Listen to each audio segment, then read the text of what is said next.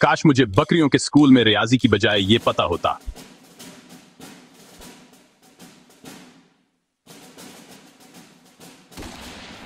एक चाय के कप और एक पुरानी छतरी से बेहतरीन अंदाज कैसे बनाया जाए। मेरा यकीन करें, ये ऐसी फैशन है जिसे आप कभी नहीं भूल पाएंगे। एक दफा का जिक्र है, गांव के लाउड स्पीकर पर पहले जानवरों के फैशन शो का ऐलान हुआ। सब खुशी से झूम उठे।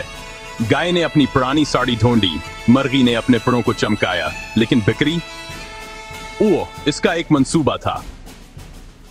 कोई फैंसी चीज नहीं, इसने छतरी से बना स्कार्फ पहना, चाय के कपों से बालियां बनाई और प्लास्टिक के थैलों से इंतहाई स्टाइलिश जूते बनाए।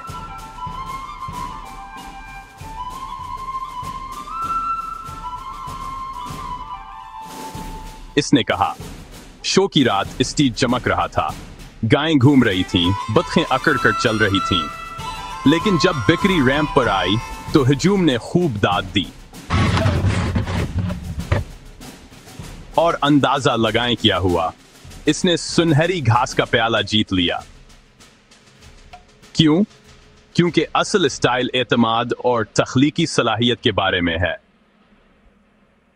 याद रखें, अपने आप पर यकीन रखें और एक छतरी भी ताज की तरह महसूस हो सकती है।